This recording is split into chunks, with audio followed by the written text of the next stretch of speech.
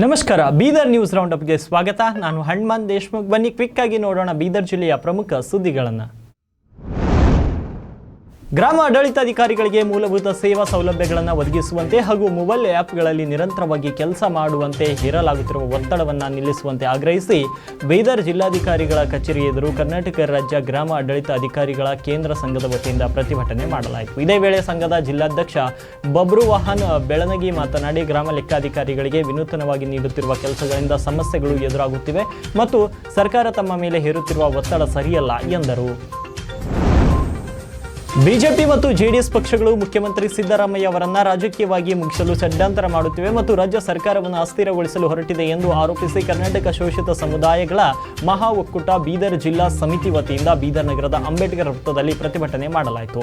ಈ ಪ್ರತಿಭಟನೆಯಲ್ಲಿ ಗ್ಯಾರಂಟಿ ಪ್ರಾಧಿಕಾರದ ಜಿಲ್ಲಾಧ್ಯಕ್ಷ ಅಮೃತರಾವ್ ಚಿಮ್ಕೋಡೆ, ನಗರಸಭೆ ಅಧ್ಯಕ್ಷ ಮಹಮ್ಮದ್ ಗೌಸ್ ಹಾಗೂ ಕಾಂಗ್ರೆಸ್ ಮುಖಂಡರು ಸೇರಿದಂತೆ ಇನ್ನಿತರರು ಭಾಗಿಯಾಗಿದ್ದರು.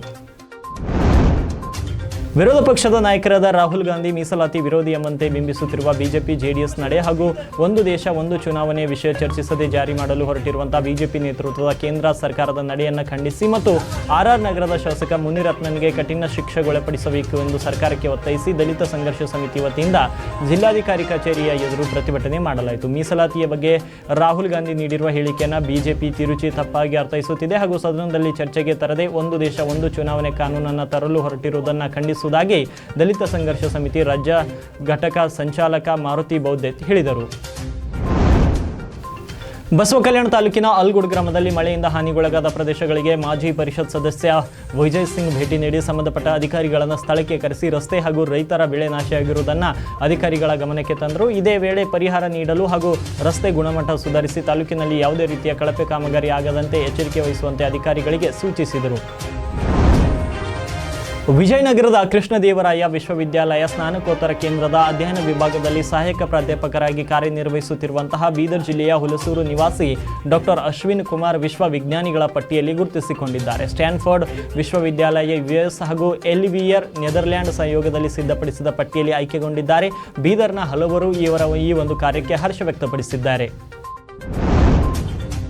ಅಖಿಲ ಭಾರತ ಲಿಂಗವಂತ ಹರಳೆಯ ಪೀಠ ಹಾಗೂ ಅಂತಾರಾಷ್ಟ್ರೀಯ ಲಿಂಗಾಯತ ಧರ್ಮ ಕೇಂದ್ರದ ಪ್ರಸಕ್ತ ಸಾಲಿನ ಶರಣ ವಿಜಯ ರಾಷ್ಟ್ರೀಯ ಪ್ರಶಸ್ತಿಗೆ ಚಿತ್ರದುರ್ಗದ ಸಾಣೆಹಳ್ಳಿಯ ಪಂಡಿತಾರಾಧ್ಯ ಶಿವಾಚಾರ್ಯ ಸ್ವಾಮೀಜಿ ಅವರನ್ನು ಆಯ್ಕೆ ಮಾಡಲಾಗಿದೆ. ದಸರಾ ಹಬ್ಬದ ಅಂಗವಾಗಿ ಬಸವ ಕಲ್ಯಾಣದ ಶರಣ ಹರಳೆಯ ಗವಿಯಲ್ಲಿ ಅಕ್ಟೋಬರ್ 11ರಂದು ನಡೆಯುವ ಕಾರ್ಯಕ್ರಮದಲ್ಲಿ ಪ್ರಶಸ್ತಿ ಪ್ರದಾನ ಮಾಡಲಾಗುತ್ತಿದೆ. ಪಂಡಿತಾರಾಧ್ಯ ಶಿವಾಚಾರ್ಯರು ಹಲವು ರೀತಿಯ ಕಾರ್ಯಕ್ರಮಗಳನ್ನು ಹಮ್ಮಿಕೊಂಡು ಬಸವ ತತ್ವ ಪ್ರಚಾರದಲ್ಲಿ ತೊಡಗಿರುವುದನ್ನು ಗುರುತಿಸಿ ಪ್ರಶಸ್ತಿ ಘೋಷಿಸಲಾಗಿದೆ ಎಂದು ಹರಳೆಯ ಪೀಠಾಧ್ಯಕ್ಷೆ ಅಕ್ಕ ಗಂಗಾಂಬಿಕೆ ತಿಳಿಸಿದ್ದಾರೆ.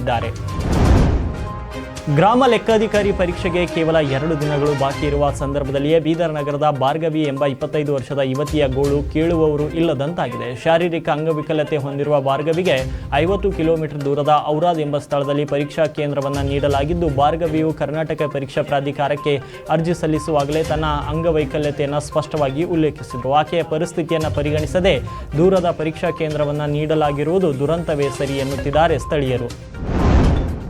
ಅರಣ್ಯ, ಜೀವಿಶಾಸ್ತ್ರ ಮತ್ತು ಪರಿಸರ ಸಚಿವರು ಹಾಗೂ ಬೀದರ್ ಜಿಲ್ಲಾ ಉಸ್ತುವಾರಿ ಸಚಿವರಾಗಿರುವಂತಹ ಈಶ್ವರ್ ಖಂಡ್ರೆ ಅವರು ಇಂದು ವಿಜಯವಾಡಕ್ಕೆ ಪ್ರಯಾಣ ಬೆಳೆಸಿದ್ದು, ನಾಳೆ ಆಂಧ್ರಪ್ರದೇಶದ ಉಪಮುಖ್ಯಮಂತ್ರಿ ಹಾಗೂ ಅರಣ್ಯ ಸಚಿವ ಪವನ್ ಕಲ್ಯಾಣ್ ಅವರೊಂದಿಗೆ ಸಭೆ ನಡೆಸಲಿದ್ದಾರೆ. ಆಗಸ್ಟ್ ತಿಂಗಳಲ್ಲಿ ಕರ್ನಾಟಕಕ್ಕೆ ಭೇಟಿ ನೀಡಿ ಅರಣ್ಯ ಸಚಿವರೊಂದಿಗೆ ಸಭೆ ನಡೆಸಿದಂತಹ ಪವನ್ ಕಲ್ಯಾಣ್ ತಮ್ಮ ರಾಜ್ಯಕ್ಕೆ ಬರುವಂತೆ ಆಹ್ವಾನ ನೀಡಿದರು. ಈ ಹಿನ್ನೆಲೆ 2 ದಿನಗಳ ಆಂಧ್ರಪ್ರದೇಶ ಪ್ರವಾಸ ಕೈಗೊಂಡಿರುವಂತಹ ಈಶ್ವರ್ ಖಂಡ್ರೆ ನಾಳೆ ಸಭೆಯ ಬಳಿಕ ಮುಖ್ಯಮಂತ್ರಿ ಚಂದ್ರಬಾಬು ನಾಯ್ಡು ಅವರನ್ನು ಭೇಟಿ ಮಾಡಿ ಸೌಹಾರ್ದತೆಯ ಮಾತುಕತೆ ನಡೆಸಲಿದ್ದಾರೆ. ಕಳೆದ 24 ಗಂಟೆಯಲ್ಲಿ ಬೀದರ್ ಜಿಲ್ಲೆಯ ವಿವಿಧ ಕಡೆ ಅಲ್ಪ ಮಟ್ಟಿಗೆ ಮಳೆಯಾಗಿದ್ದು, ಮೋಡ ಕವಿದ ವಾತಾವರಣ ಎಲ್ಲೆಡೆ ಆವರಿಸಿತ್ತು. ಕಾರಂಜಿ ಜಲಾಶಯದಿಂದ ನೀರು ಬಿಡುಗಡೆಯಾಗಿದ್ದು, ಅಲ್ಲಲ್ಲಿ ಕೃಷಿ ಭೂಮಿ ಜಲವೃತಗೊಂಡಿದೆ. ನಿನ್ನೆ ಧಾರಾಕಾರವಾದ ಮಳೆ ಸುರಿದ ಪರಿಣಾಮ ಇಂದು ಕೂಡ ಕೃಷಿ ಚಟುವಟಿಕೆಗಳು ಹಲವೆಡೆ ಸ್ಥಗಿತಗೊಂಡಿದ್ದವು. ಇನ್ನು ಸಾಯಂಕಾಲ ಹೊತ್ತಿಗೆ ಕಾರ್ಮೋಡ ಆವರಿಸಿದ್ದು ಮಳೆ ಬರುವ ಸಾಧ್ಯತೆ ಎದ್ದು ಕಾಣಿಸುತ್ತಿದೆ. ಔರಾದ್ ತಾಲೂಕ್ ಪಂಚಾಯತ್ ಕಾರ್ಯನಿರ್ವಾಹಕ ಅಧಿಕಾರಿಗಳಾಗಿ ಇಂದು ಮಾಣಿಕರಾವ್ ಪಾಟೀಲ್ ಕರ್ತವ್ಯಕ್ಕೆ ಸೇರ್ಪಡೆಯಾಗಿದ್ದಾರೆ. ಈ ಹಿಂದಿನ ಬೀರೇಂದರ್ ಸಿಂಗ್ ಅವರಿಗೆ ಪಿಡಿಒಗಳು ಮತ್ತು ತಾಲೂಕು ಪಂಚಾಯತ್ ಸಿಬ್ಬಂದಿಗಳು ಬೀಳ್ಕೊಡುಗೆ ನೀಡಿದರು. ಈ ಸಂದರ್ಭದಲ್ಲಿ ಸಹಾಯಕ ನಿರ್ದೇಶಕರಾಗಿರುವಂತಹ ಶಿವಕುಮಾರ್ ಘಾಟೆ, ಪಿಡಿಒ ಸಂತೋಷ್ ಪಾಟೀಲ್, ನಾಗೇಶ್ ವಿಕ್ರಂಬೆ ಸೇರಿದಂತೆ ವಿವಿಧ ಗ್ರಾಮ ಪಂಚಾಯತ್ ಪಿಡಿಒಗಳು ಮತ್ತು ತಾಲೂಕು ಪಂಚಾಯತ್ ಸಿಬ್ಬಂದಿಗಳು ಉಪಸ್ಥಿತರಿದ್ದರು. ಇವಾಗಿದ್ವು ಇಂದಿನ ಬೀದರ್ ಜಿಲ್ಲೆಯ ಪ್ರಮುಖ ಸುದ್ದಿಗಳು. ಮತ್ತೆ ನಾಳೆ ಭೇಟಿಯಾಗೋಣ ಬೀದರ್ ನ್ಯೂಸ್ ರೌಂಡ್ ಅಪ್ನಲ್ಲಿ.